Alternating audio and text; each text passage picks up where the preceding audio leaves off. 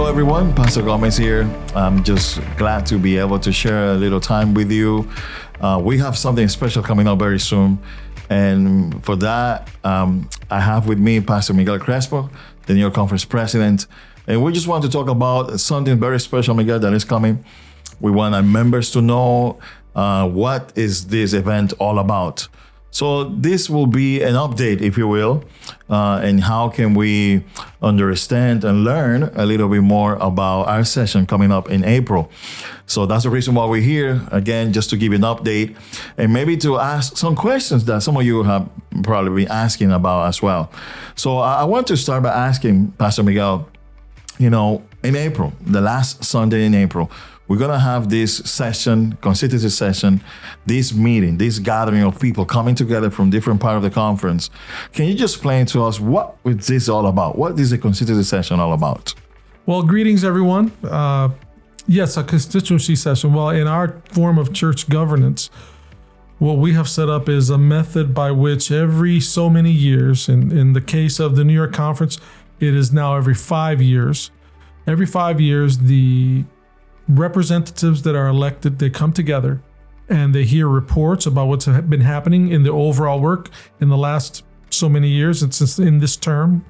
And then also, not only do they receive reports, then they get to decide on the election of the officers and members of some of the different boards that serve the conference for the next term. Okay, very good. So this will be an opportunity for us to learn and to know what has been happening in the last 5 years, right? Mm-hmm. The conference updates and just to, this is actually a really wonderful thing. So the best way to put it, I guess, this will be a huge business meeting. Can we say that? That's correct. That's correct. It's like a giant business meeting. We are one big family. We're one big church. Yes, one big church. So it is a business meeting, correct? Very good. So if I want to ask, who is eligible to attend? Who can attend to these meetings? That's a good question. There is a process that takes place that it starts with the local churches. The local churches actually elect two different groups of people. One is what we call the delegates that go to the constituency meeting, but they also elect another group called the organizing committee. The elected organizing committee members are going to meet on the 9th of April. And it is at that meeting that they do a couple of things. One of those things that they do is to elect a nominating committee. The nominating committee does come from members within the conference, and they get together then to do their portion. Okay, very good.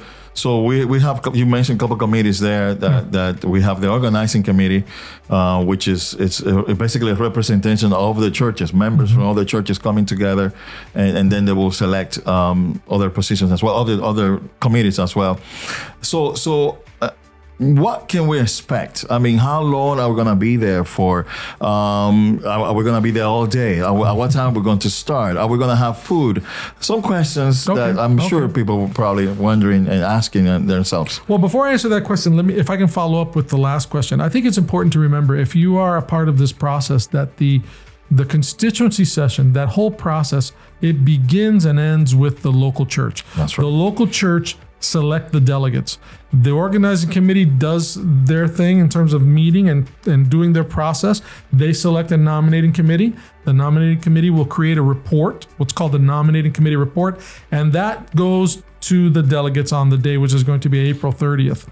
And so that process it starts and ends with the local church. I want to make sure that people understand that. Now, getting back to what they can expect that day, how long it's going to be, in terms of the length, it really depends on how many questions and issues we have to tackle. Typically, in the past, our meetings are done somewhere around 3:30, 4 o'clock, where our goal is to start at 10 o'clock. We are going to have a worship service. However, I really want to get down to business. We want to get down to the work of the church, what we're there for that day. So it'll be a short service, and then we're going to get to business. So we'll start at 10. We are going to have lunch. We'll be providing a meal there. Then we'll hopefully, Lord willing, be done in the afternoon. Okay, very good. So our starting time is at 10 o'clock. And of course, we would love to to see people, of course, coming early because the registration will start around 9. So by 10 o'clock, we want to start our meeting, but by 9 o'clock, we'll start registration. Maybe before that, you know, so, but it'd be great to see all of you there, all delegates to be part of this meeting. We are looking forward to see you there. I know, Pastor Miguel, you mentioned different committees. You talk about the organization committee. You talk about nominating committee. There's another committee that it has done work as well. This is what we call the Constitution and Bylaws Committee.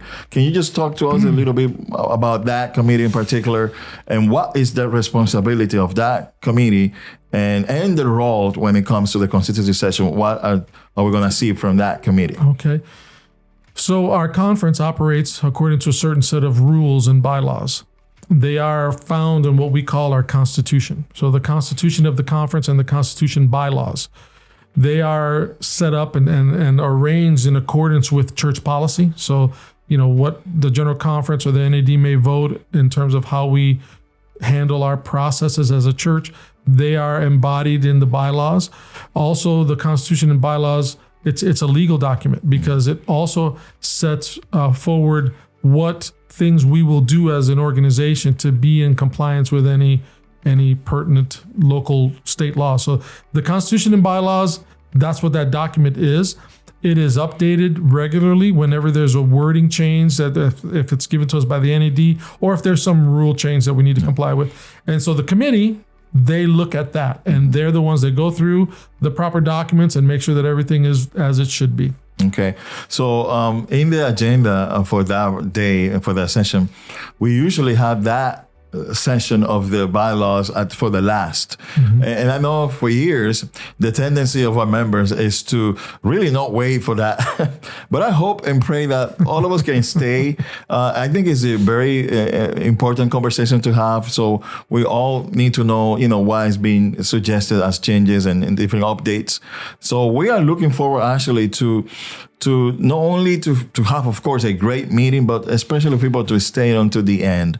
So Pastor Miguel, with that in mind, what can you encourage our members? Anything else that you would like to share for our members, our delegates, to be there and just to have a wonderful time as we listen to reports and as we also take a look at the future? Where are we going for the next 5 years? You know, that's excellent. Let me start by saying this: that the constituency session we will be receiving reports at, of course, but I'm hoping that we can talk a little bit about the future, regardless of what direction the conference goes in, because it's a time when we elect officers. That's right. So, you know, we don't know ultimately what's going to happen as far as that goes, but we still have a responsibility to talk about the future and the future of the work. So if you come, you can listen to reports and you can hear firsthand what the Lord has been doing and what we're hoping God will continue to do in the future. So you get to be a part of that discussion if you're a delegate. So that's the first thing that I would say.